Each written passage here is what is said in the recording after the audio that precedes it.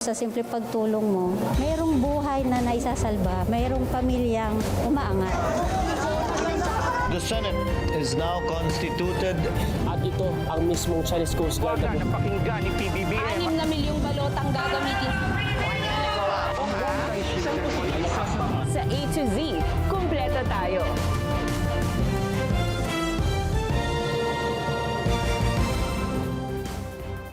Luzon, Visayas, Mindanao at buong mundo. Ngayon ay Lunes, January 12, 2026. Ako, si Barbie Mulak at ito ang balitang A to Z. 3 pulis at 1 babae patay sa Negros Oriental matapos ang pamamaril ng isang police staff sergeant sa inuman. Mas maganda po siguro bago magturo at tumingin sa iba, tulungan muna nila ang idolo nila. Impeachment complaint laban kay Pangulong Marcos. Plano umanong ihain ng ilang grupo. Palasyo. Bumuelta kay Vice President Sara Duterte. PBBM tumulak sa United Arab Emirates para sa trade at defense deals. Produktong petrolyo, may panibagong taas singil. Singil sa kuryente naman, bababa ngayong Enero.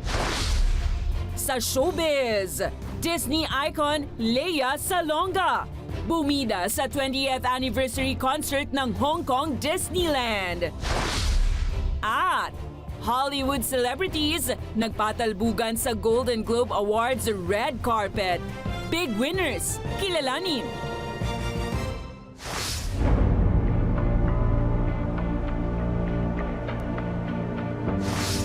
Magandang gabi, pambungad sa ating newscast.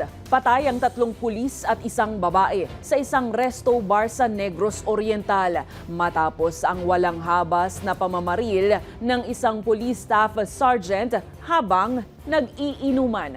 Sinampahan na ng kasong multiple murder ang suspect habang sinibak naman sa pwesto ang direktor ng Negros Oriental PNP at ang Deputy Chief of Police ng Sibulan PNP. Ang balitang A to Z ni Kim Salinas. Kasiyahan na nauwi sa barilan ang naganap sa isang resto bar sa Sibulan, Negros Oriental noong Biyernes ng gabi, January 9. Sa CCTV, nag-iinuman ng 4 na pulis nang imbitahan ang isang babae sa kanilang mesa. Maya-maya, tumayo si Police Staff Sergeant Bonifacio Saicon na bigla na lang nagkasa ng baril at walang habas na pinaputukan ang babaeng kinilalang si Chelami Dinawanaw. Yung pong pamamaril ng suspect natin na may ranggong PSSG o Police Staff Sergeant na 40 years old, hindi pa po nila ma-establish sapagkat hindi na po nagsalita. Kaugnay yung pamamaril niya dun sa civilian na nangyari doon sa resto bar. Palabas na sana si Saicon nang balikan pa ang babae at pinaputukan ulit. Dito na tumayo ang mga kasamahan at sinundan si Saicon palabas. Tila pinagdiskitahan pa ni Saicon ang security guard sa resto bar at pinaluluhod ito. Sa loob ng sasakyan, dinisarmahan umano ng 3 pulis si Saicon pero Nung siya ay arestuhin, kuha niya yung kanyang caliber 45, nagtalo-talo po sila at hindi po nila napansin na meron pa po siyang issued firearms doon sa loob kaya nagsimula po yung barilan po sa loob ng sasakyan. patay sa loob ng sasakyan ng 3 pulis na kinilalang sina Police Senior Master Sergeant Tristan Chua, Patrolman Ray Albert Temblar at Station Chief Police Captain Jose Edrohel Simafranca. Agad namang sumuko sa Tanhay Municipal Police Station si Saicon. Ayon sa PNP, isinantabi na ang anggulong away sa babae. Ina-attribute nila sa sobrang kalasingan na nasabing grupo dahil po sa post-celebration, birthday celebration ng nasabing Chief of Police na kung saan ang birthday niya po ay January 7, araw po ng Wednesday at nag-post-celebrate po sila noong January 9, araw po ng Biyernes. Nagsimula pa po yung kanilang inuman sa loob pa lang ng police stations. Pero ayon sa PNP, may anggulo umanong personal ang dahilan ng pamamaril. Meron pong mga report na parang pinagkakaisahan siya ng mga kasamahan niya sa intelligence unit ng nasabing municipal police station. Nirelieve naman sa pwesto ang direktor ng Negros Oriental Police Provincial Office na si Colonel Crescente Tigilo dahil sa command responsibility at pinalitan ni Colonel Lito Patay. Samantala, tinanggal naman sa pwesto si Sibulan Deputy Chief of Police Police Lieutenant Ray Musquiter habang nagpapatuloy ang investigasyon. Sinampahan naman ng kasong multiple murder ang suspect. Para sa Balitang A to Z, Kim Salinas.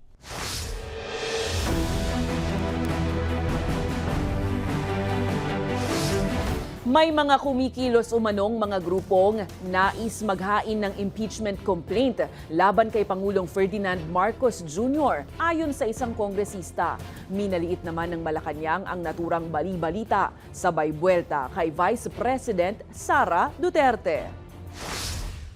Ipinagkibit-balikat ng Malacanang ang bali-balitang may mga kongresistang nagpaplano umanong maghain ng impeachment complaint laban kay Pangulong Ferdinand Marcos Jr. dahil sa betrayal of public trust o paglabag sa tiwala ng publiko. Ayon kay Palace Press Officer Claire Castro, taktika lang ito para ilihis ang issue mula sa pagkakadawit kay Vice President Sara Duterte sa umano'y operasyon ng illegal gambling at drug lords. Sa mga supporters po ng Vice Presidente na nagnanais po na magsampa ng impeachment complaint, mas maganda po siguro bago magturo at tumingin sa iba, tulungan muna nila ang idolo nila.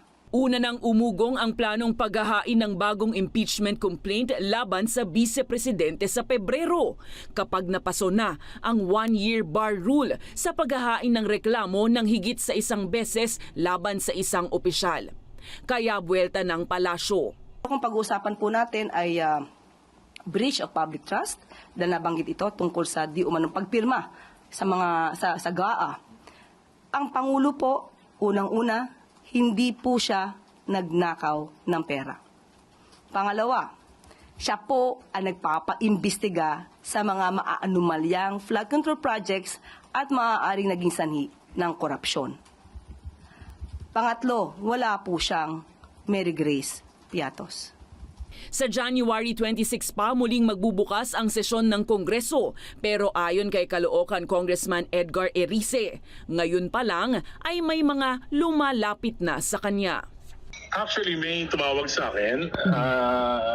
They are inviting me to endorse the impeachment against BBM. Pero tumanggi ako. Sabi ko, sa vote impeachment kay VP Sara at kay BBM, hindi ako mag-endorse. Kasi under the new rules provided by the Supreme Court, kailangan dumaan muna This sa call will be recorded. Committee on Justice, di ba? Committee on Justice. So para maging open mind ako, para maging fair yung aking judgment, gusto kong pakinggan lahat ng mga arguments sa kanyang charges on both the President and the Vice President. Tingin naman ni Lanao del Sur Congressman Zia Alonto Adjong. I guess these are all political noise. This could probably one of the things that may be indication of a partisan or political motivated move in order to slow down any attempt of this current administration to run after, for example, those who have been named and those who have been charged with corruption. Dagdag pa ni Adjong, madaling maghain ng impeachment complaint pero ang malaking hamon ay ang makakuha ng sapat na bilang ng mga kongresistang boboto pabor dito. Muling makakadaupang palad ni Pangulong Bongbong Marcos Jr. ang leader ng United Arab Emirates para sa working visit at pagdalo sa imbitasyon nito sa Abu Dhabi Sustainable Week. Sa sentro sa usaping klima, ekonomiya, kalakalan at depensa ang pagpupulong kung saan nakatakdang pirmahan ng Pilipinas at UAE ang dalawang mahahalagang kasunduan. Ang Balitang A to Z, hatid ni Naomi Almojano. Sa ikalawang pagkakataon, muling bibisitahin ni Pangulong Ferdinand Marcos Jr. ang United Arab Emirates ngayong linggo. Bukod sa pagdalo sa imbitasyon ni President His Highness Sheikh Mohammed bin Zayed Al Nahyan sa Abu Dhabi Sustainability Week, layon din na pagbisita na pagtibayin pa ang relasyon at tiwala ng dalawang bansa na isa sa mga makabuluhang pagtatagpo. This is the second in about 14 months ng November 2024. So in a short span of time, dalawang beses na sila magkikita with His Highness. the President Sheikh Mohammed bin Zayed Al Nahyan, the President of the UAE. And before that, it was 15 years bago uli nagka-visit, no? So tapos biglang magkasunod.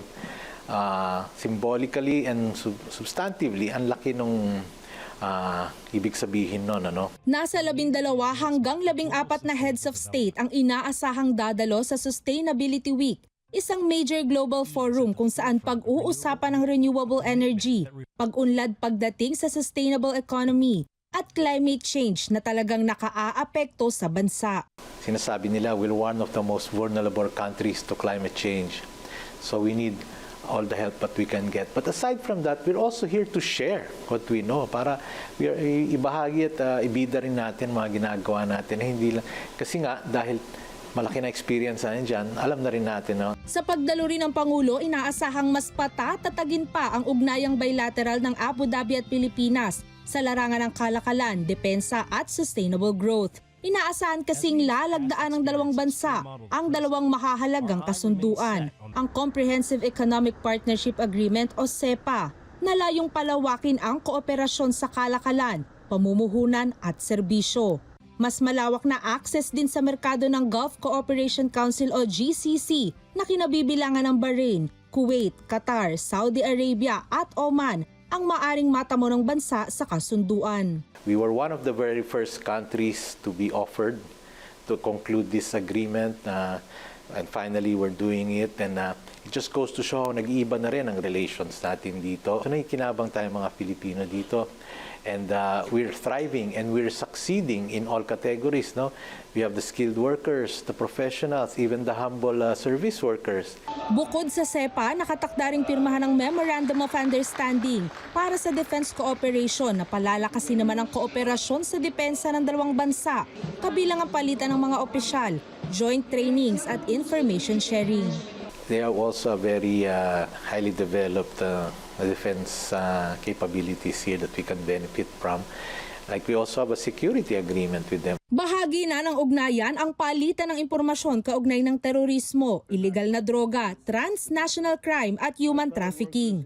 Nakatakda rin ang Pangulo na makipagpulong sa komunidad ng mga Pilipino sa Abu Dhabi at magsagawa ng ilang business meetings. Samantala, itinalaga naman sina Executive Secretary Ralph Recto, Agrarian Reform Secretary Conrado Estrella III at Social Welfare and Development Secretary Rex Gatchalian bilang government caretakers habang nasa working visit ang Pangulo. Para sa Balitang A to Z, Naomi Almojano.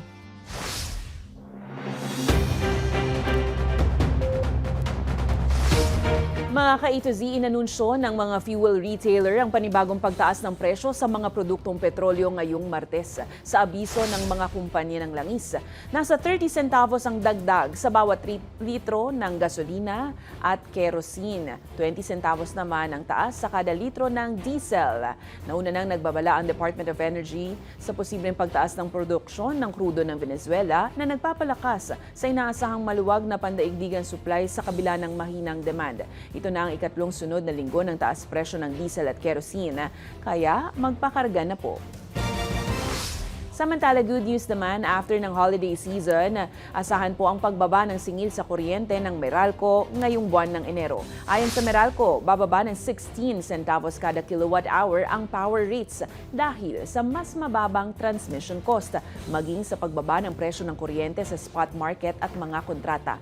Bumaba rin ang generation charge sa 7 pesos at 75 centavos kada kilowatt hour, bunsod ng mas murang singil mula sa WESM o yung wholesale electricity spot market at mga power supply agreement.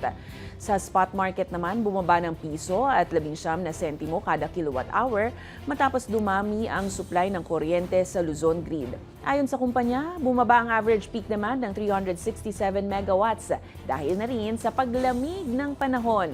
Samantala, bumaba rin ng 5 sentimo kada kilowatt hour ang singil mula sa mga power supply agreement. Abiso po, sinisiyasat ng Food and Drug Administration ang voluntary recall ng ilang infant formula products ng Nestle Philippines para matukoy ang saklaw at posibleng epekto sa kalusugan ng kumukonsumo nito. Nagsimula ang recall matapos may ulat ang isang insidente na kinauugnayan ng isang partikular na raw material mula sa supplier ng kumpanya. Ayon sa FDA, aktibo nitong binabantayan at bineberipika ang recall ng mga partikular na batch ng NAN OptiPro at NAN Kid OptiPro bilang pag-iingat sa mga sanggol at mga bata. Gayunpaman, nilinaw ng FDA na wala pa sa ngayon na itataktang food safety or regulatory limits para sa nasabing raw materials na tinitingnan kung nakakasama ba ito sa kalusugan. Kasalukuyang nakikipag-ugnayan ang FDA sa manufacturer para tukuyin ang mga apektadong batch at tiyaking agarang maaalis ito mula sa mga tindahan, pisikal man o online. Nagsasagwa rin ang ahensya ng distribution at communication checks para matiyak na maayos na naipatutupad ang recall sa buong supply chain. Wala pa namang natatanggap na ulat ng pagkakasakit o anumang adverse na epekto na may kaugnayan sa mga inirecall na produkto.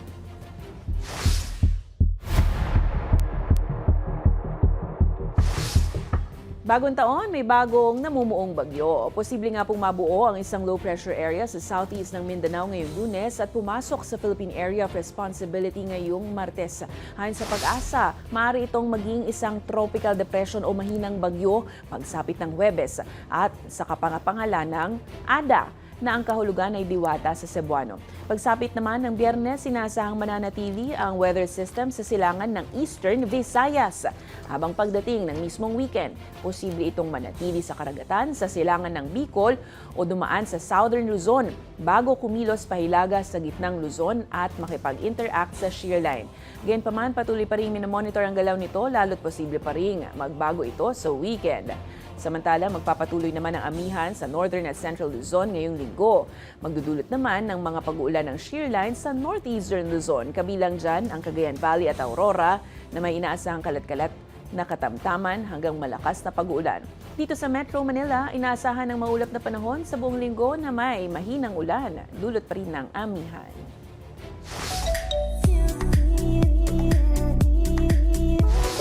The OG Disney princess is back. Applauded nga ang pagbabalik concert ni Broadway star Lea Salonga sa Hong Kong Disneyland nitong weekend. Si Lea ang featured artist sa Disney Legend Live-In Concert para sa selebrasyon ng 20th anniversary ng naturang theme park. Very magical ang performance ni Lea na talaga namang hinangaan sa kanyang husay sa pag-awit. Tampok sa performance ang mga kantang A Whole New World, Let It Go, Reflection at iba pa. Matatanda ang unang nagtanghal si Lea sa Hong Kong Disney sa grand opening nito noong 2005. Susunod, Malacanang nagbabala sa tinaguriang Bulacan Group of Contractors o BGC Boys na napapabalitang babaligtad sa kanilang mga unang pahayag kontra sa ilang personalidad sa flood control anomaly. At Environment Department naglabas na ng cease and desist order laban sa kumpanya nagpapatakbo ng gumuhong landfill sa Cebu. Abangan ang kumpletong ulat sa pagbabalik ng Balitang A to Z.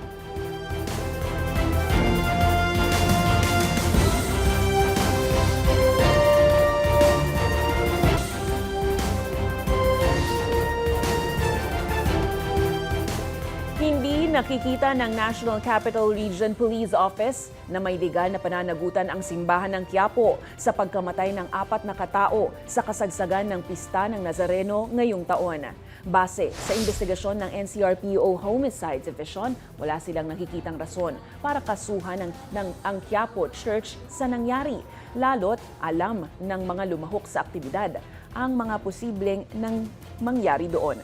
Kabilang sa mga nasawi ang photojournalist na si Ito Son na inatake sa puso habang nagko-cover ng pahalik, habang 3 lalaking deboto, edad 30, 33 at 41 anyos ang nasawi sa prosesyon.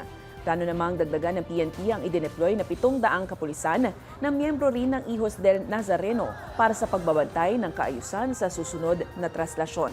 Sa pagtataya ng mga otoridad, ang pista ng Nazareno nitong 2026 ang isa sa pinakamalaking pagdiriwang na dinaluhan ng 9.64 million na mga deboto. Ito na rin ang pinakamahabang traslasyon na umabot ng halos 31 oras.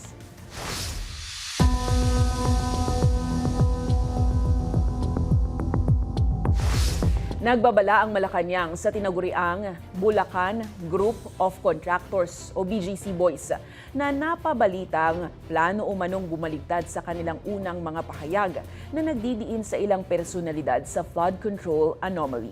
Nitong weekend, ibinunyag ng abogado ni Senator Joel Villanueva na si Attorney Ramon Esguerra na binabawi na umano ni na dating DPWH Engineers Bryce Hernandez at JPN Mendoza ang kanilang mga salaysay. Matatandaan sinabi ni Hernandez na kumubra umano si Villanueva ng 30% sa inirelease niyang 600 million peso projects sa Balagtas, Bulacan noong 2023.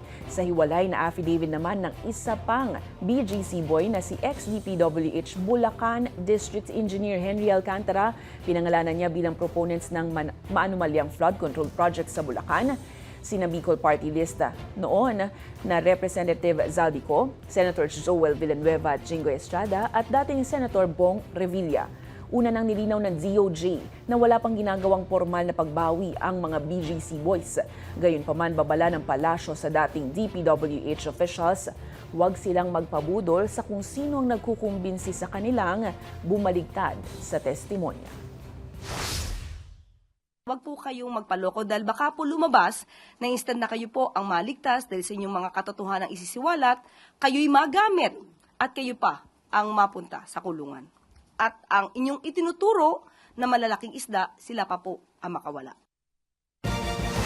Magsisimula na sa January 20 ang paglilitis ng Sandigan Bayan sa kaso laban kay dating Ako Bicol Party List Representative Zaldico. Ayon yan mismo kay DPWH Secretary Vince Dizon. Tetestigo mismo si Dizon sa pagdinig ng kaso. Anya bilang complainant sa ilang mga kaso, siya mismo ang maglalahad ng kanyang sworn testimony sa hukuman. Dagdag ni Dizon, inaasahang magtutuloy-tuloy ang kanyang pagtetestigo sa iba pang mga kaso sa mga susunod na linggo at buwan bilang bahagi ng proseso ng pagpapanagot ng mga dapat managot. Dahil ako ang complainant sa marami sa mga kasong to, makikita nyo akong magtitistigo sa maraming mga kaso sa mga susunod na linggo, susunod na buwan. Patuloy nitong proseso nating pananagot ng mga dapat managot. Nasa Office of the Ombudsman na ngayon ang desisyon kung maaaring isapubliko ang tinaguriang Cabral Files. Sa kabila yan ng pagkakwestiyon sa authenticity ng mga dokumento, halos isang buwan matapos ang pagpanaw ni dating DPWH Undersecretary Catalina Cabral.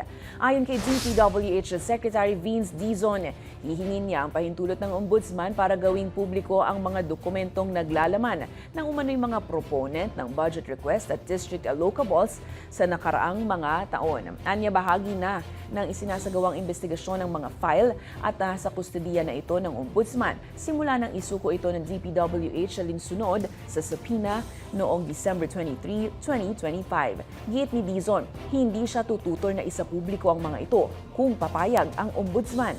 Kasabay nito itinalaga ni Dizon si DPWH Undersecretary Ricardo Bernabe bilang opisyal na tagapagsalita ng ahensya sa lahat ng usaping legal.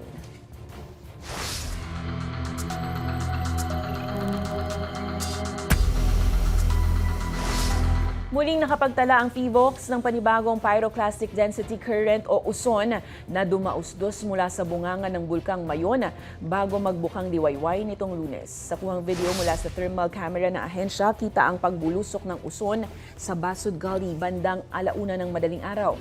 Inuulat din ng mga state seismologists ang pagtaas ng seismic energy release sa bulkan matapos magkaroon ng mga uson sa 16 na monitoring stations ng Mayon Volcano Network. Naitala naman ang mahigit 200 rockfall events at 41 uson sa nakalipas na isang araw. Samantala, naglabas din ng Volcano Alert ang Civil Defense Philippines dahil sa pag-agos ng uson o pyroclastic at rockfall mula sa pagguho ng lava dome bandang 6:00 ngayong gabi.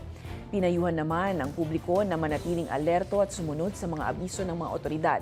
Nananatili pa rin sa Alert Level 3 ang Bulkang Mayon.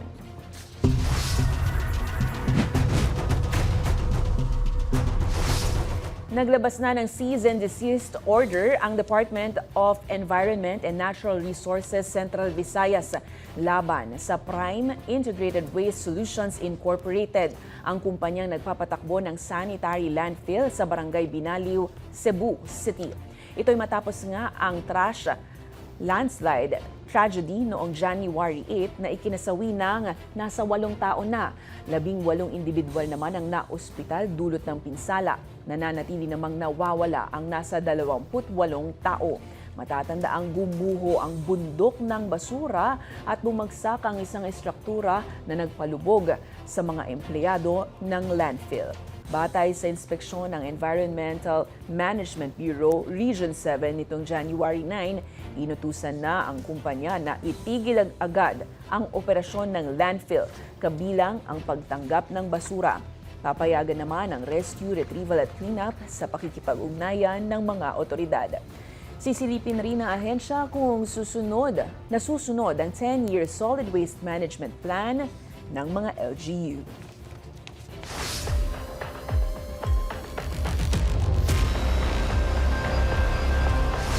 Nagsumite ang depensa ni dating Pangulong Rodrigo Roa Duterte ng bagong medical evidence sa International Criminal Court Pre-Trial Chamber 1 kasabay ng muling hiling na interim release habang dinidinig ang kaso. Sa dokumentong may petsang January 9, nilagdaan ng legal counsel ni Duterte na si Nicholas Kaufman na iginiit ang kalagayang medikal ng dating Pangulo ay nakababawas sa kanyang statutory risk factors. Kaya hindi raw makikita ang panganib kung papayagan ng kanyang interim release sa isang state party na handa umanong tumanggap sa kanya.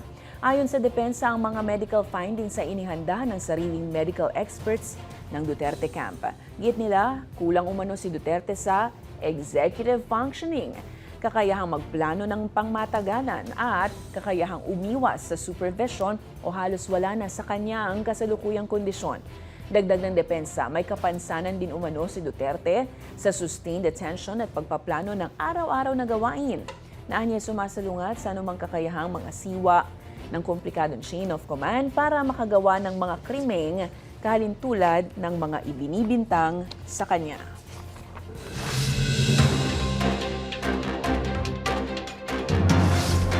Nasabat ng Bureau of Customs kasama ang PIDEA at NAIA Interagency Drug Interdiction Task Group ang mga pakete ng hinihinalang iligal na droga na nagkakahalagang mahigit 100 milyong piso. Na-flag sa X-ray ang kargamento na idineklarang malachite stones at galing sa bansang Congo matapos pagdudahan ng mga otoridad.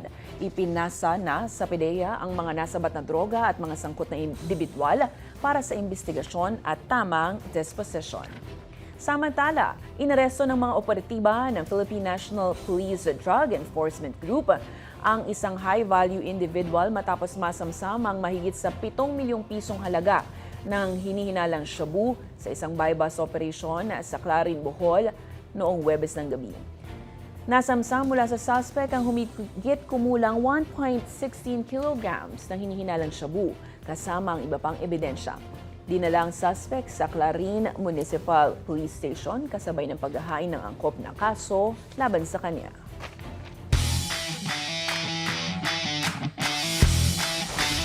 Pinoy Greatness on Ice, napuno ng saya at Pinoy Pride ang pagdiriwang ng tagumpay ng mga atleta ng Pilipinas pagdating sa larangan ng ice skating nitong linggo, January 11 sa SM Mall of Asia. Isa-isang binigyang parangal ni na Philippine Sports Commission Chairman Patrick Gregorio, SM Prime Holdings Chairman Hans C. at Lifestyle Assistant Vice President of the Sports and Leisure Centers Joseph Silva ang mga atletang nakapag-uwi ng ginto, silver at bronze para sa bansa. Kinilala ang galing ni na Peter Grosseclose na nanalo ng ginto sa speed skating 500 meters, silver sa speed skating 1,500 meters. Maging sina figure skating silver medalist Maxine Marie Bautista at figure skating bronze medalist Paulo Borromeo ang tumanggap ng kanilang parangal. Pinalakpakan din ang Philippine Ice Hockey Women's Team para sa silver finish at bronze medal para sa Ice Hockey Men's. Habang all smiles naman ang Philippine Speed Skating Women's and Men's Relay sa kanilang bronze finish. Dahil rito, pinaplano ng gumawa pa ng mas maraming ice rink sa bansa para sa mas lalong makapag-ensayo ang mga atleta. Malaking karangalan kasi sa bansa, lalo na at mainit na tropical country ang Pilipinas at wala pong snow. Way to go, Team Philippines! Sa aming pagbabalik, ilang Hollywood celebrities nagpatalbugan sa red carpet ng Golden Globes. Ang mga nagsipagwagi, kilalanin. Manatiling nakatuto, kayo ay nanonood ng Balitang A to Z.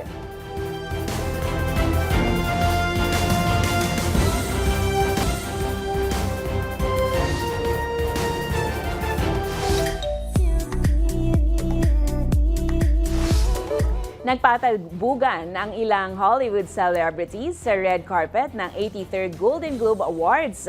Kilalanin ang mga nagwagi ng prestihiyosong parangal. Sa Balitang A to Z Showbiz ni Lane Garcia. Palaban at talaga namang stunning ang aurahan ng mga dumalo sa 83rd Golden Globe Awards 2026 sa Beverly Hills, California, USA nitong linggo, January 11. Star-studded ang gabi ng parangal na dinaluhan ng mga bigating celebrities at kilalang personalidad all over the world.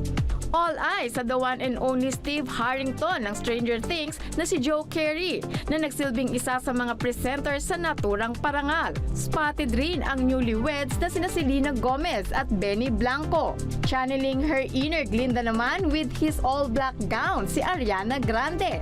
Habang sexy in floral see-through gown naman ang atake ni Jennifer Lawrence. Hail to the queen naman ng lahat kay Julia Roberts. Present din sa prestigious event sina Miley Cyrus, Emma Stone, Jenna Ortega, Blackpink Lisa at marami pang iba. Samantala, inabangan din ng lahat ang awarding ceremony. It's a golden moment para sa K-pop Demon Hunters na Golden for winning the Best Original Song in a Motion Picture at Best Animated Motion Picture. Habang emotional naman ang singer na si EJ sa kanyang acceptance speech nang tanggapin ang naturang pagkilala. Thank you so much to Golden Globes for this incredible honor. And I'm just so honored to be alongside the other nominees. You guys are incredible. Oh my God. When I was a little girl, I worked tirelessly for 10 years to fulfill one dream, to become a K-pop idol. And I was rejected and disappointed. So thank you, Golden Globes, for accepting my voice and our voice. Winner din bilang Best Male Actor in Motion Picture, Comedy Musical si Timothée Chalamet sa mahusay na pagganap bilang Marty Moser sa Marty Supreme. Thank you so much from the bottom of my heart. I'm in a category with many greats. This category is stacked. I would have been stunned, but I've been very grateful. My dad instilled in me a spirit of gratitude growing up. Always be grateful for what you have. For my parents, for my partner, I love you. Habang Best Supporting Male Actor naman si Owen Cooper para sa series na Adolescents na itinanghal din bilang Best Limited Series, Anthology Series or Television Motion Picture. Congratulations, winners!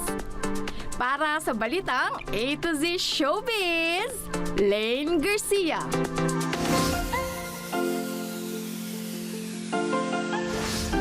Masaya ang mensaheng dala ng Kapaskuhan saan mang lugar sa Pilipinas, lalo na sa mga naglalakihang mall, kung saan nilagyan ng palamuti para maging kaaya-aya sa mata ng lahat. Ang isang ito, tila nag-enjoy naman sa isang life-size teddy bear na sinabayan pa niya ang galaw.